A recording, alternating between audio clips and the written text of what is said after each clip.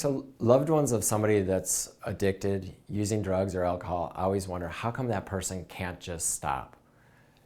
Somebody that's using, their entire life could be a mess. There could be problems with the law, could be problems with their family, problems with their career, and we all just look at that person and like, gosh, how come that person can't just stop? Let's talk about the brain just a little bit. Let's talk about addiction just a little bit. Drugs and alcohol, let's face it, they feel good, they're a lot of fun. That hits a pleasure center of your brain.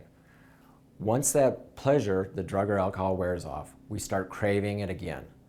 And I can actually trigger that in you right now. Let's take a look. Let's think about an ice cream cone. The second I say ice cream cone, automatically brings up kind of pleasure centers in our brain.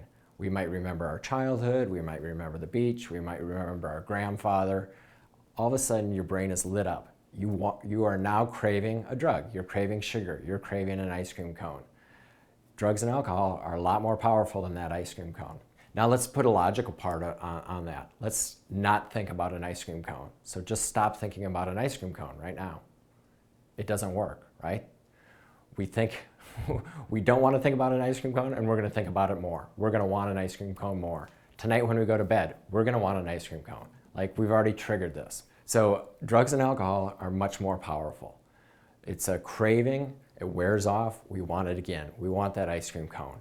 Association becomes very important. This summer when you're walking on the beach, that might trigger a memory of an ice cream cone. You might want that when you're walking down the beach. Same thing with drugs. If you drink at a local bar, if you've got friends that you drink with, the saying is people, places, and things. Your brain remembers that. It's remembered behavior, and you go into that craving again. Our logical part of our brain, there's just a disconnect between what feels good, what we want, and the logic. So this is why recovery takes time. There's just no such thing as using drugs to recovery in a one-day thing. Your brain is wired in a certain way.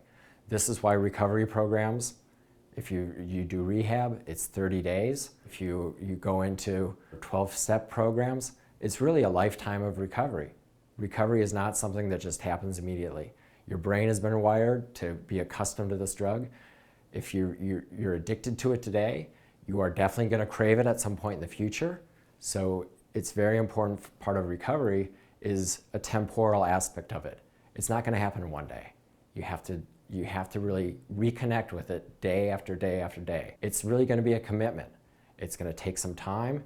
You're going to really work on it every day. Certainly for 30 days is very important, 90 days are very important. This is time that your brain is getting over that craving, and it's probably something that you're going to really work on for the rest of your life.